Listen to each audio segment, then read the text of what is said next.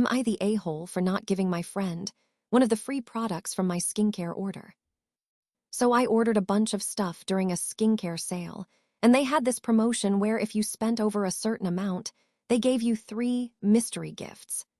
I did not know what they were going to be, but I was excited because I have been broke and have not treated myself in a while. When the box came, I opened it with my friend there, and the gifts were actually kind of nice.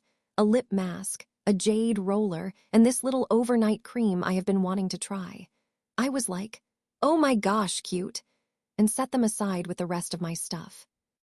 Then my friend just casually picks up the lip mask and goes, oh, this is so nice, thanks for saving this for me. I laughed because I thought she was joking, but she was literally putting it in her purse. I said, wait, no, I did not say you could have that. And she goes, okay, chill, it's just a freebie. I told her, yeah, it was free, but it still came with my order, and I was kind of looking forward to using it.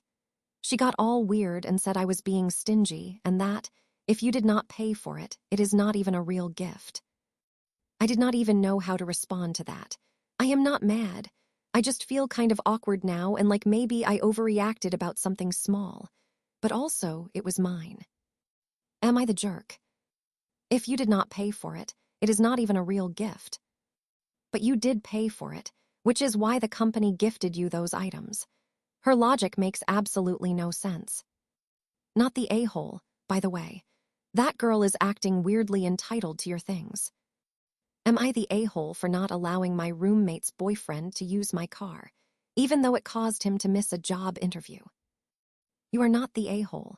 You have every right to prioritize your own needs and schedule, especially for something as significant as a doctor's appointment.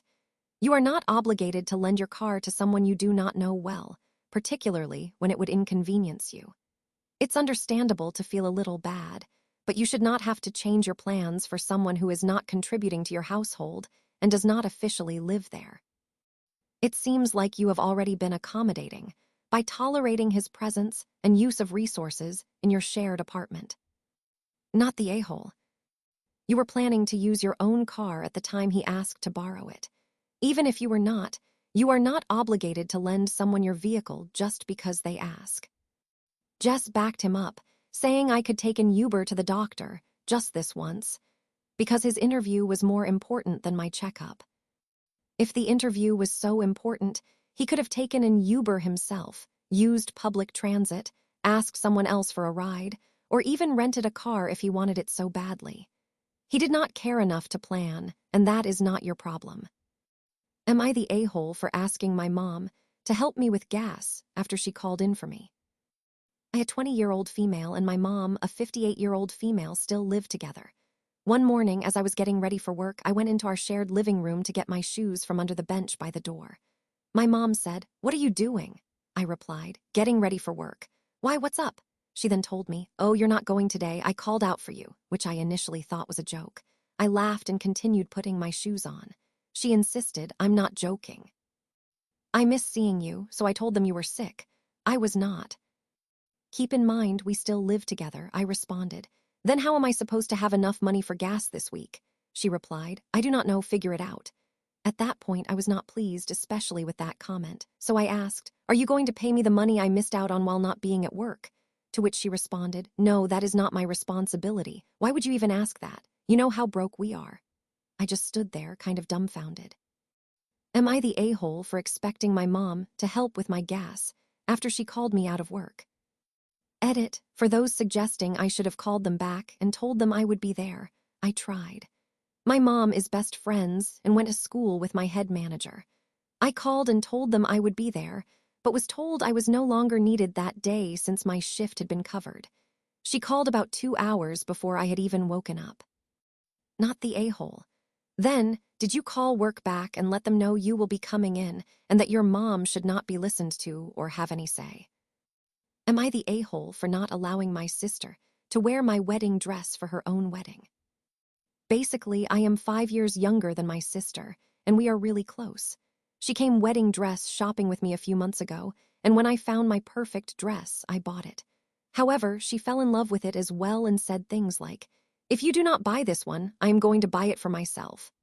I ended up buying it, not out of spite, but because I fell in love with it as well when I tried it on. For context, I have been engaged for about 2 years, and she has been engaged for 6 years and has not planned her wedding. She has stated she is not really interested in getting married, as she thinks it is a waste of money, but will have a micro-wedding at some stage. However, she has been making jokes about wearing my dress for her own wedding when she decides to get married. I have always just brushed them off because I thought she was joking. We were on a FaceTime call with my Nana, Mum, myself, and my sister, and we were talking about how I am getting the dress altered. My sister was like, "No, do not make it shorter, I want to be able to wear it." My Nana then chimed in and was like, "Oh, that would be beautiful if you let your big sister wear your dress." I was like, No, you can find your own dress." She was like, "But your dress is my dream dress." After my Nana hung up, she started asking, "Are you seriously not going to let me wear your dress?" I was like, "No, it is my dress. I want you to be able to experience wedding dress shopping and try on all different ones. The dresses I thought I liked in photos or on the rack I did not like when I tried them on. It is a whole experience." Then she was like, "Are you serious?" I was like, "Yes, it is my dress." Then she goes, "Okay, well, that is your decision then, and you have said no, so we will not talk about it anymore. I will just look at the pictures and remember it is your dress and no one else's." Am I being unreasonable? Am I being too harsh and dramatic about it? I am really upset, and everyone thinks I am being too strict about it because it is just a dress, but it is my wedding dress. I now feel guilty. I also have not had my wedding yet either. Not the a-hole. It is your dress, and you can do with it as you please. She can buy her own dress. What is the rest of the story? Can she not afford her own dress? Has she always been the favorite so Nana and Mom think her wishes should take priority? Stand your ground. They are the ones being petty. Am I in the wrong for removing access to certain things for my roommate who refuses to pay rent? I am the only one on the lease and the head of the household. I take care of all the bills, including the late fees when my roommates are late or just refuse to pay. I have a roommate who moved in last August to help with rent and other bills. It is now April of the following year, and she has made no payments towards rent. She has 3 children between the ages of 3 and 8 with 2 different fathers, and I am often not informed when they are coming to visit, despite being told that she needs to tell me beforehand. She only has the youngest full-time. She lost her job shortly after moving in and has since refused to get another one, stating that she cannot work and take care of them. In October, I gave her a 30-day notice, which included forgiveness for past due rent as long as she left.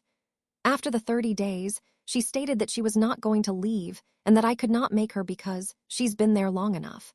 At that point, it was only a couple of months. Since then, these are the following actions that have been made, which she has complained about to our other roommate, who used to be her friend. He stopped when her actions threatened his housing. Removing access to our Wi-Fi, to which she stated, "I saw this coming, but this affects the kids. What are they going to do now?" Removing all the dishes and kitchenware. We paid for them, and whenever she did the dishes, or had her oldest do them, there would still be food and grease on them, and I would have to wash them again before even using them. Removal of the microwave after telling her multiple times to keep it clean, especially after her kids use it. It was often disgusting and now hardly works. She eventually got her own plates and microwave in her room.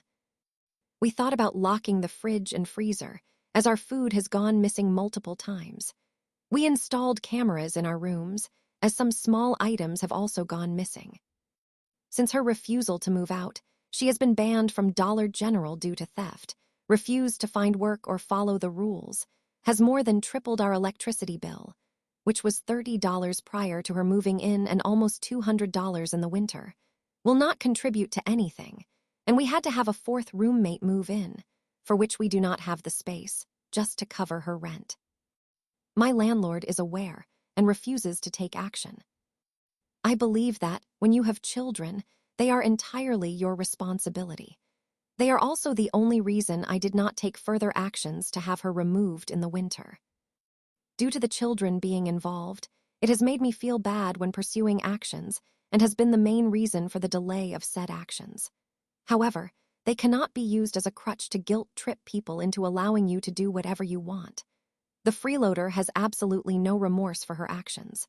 So, am I the a-hole for refusing access to certain things for the freeloader?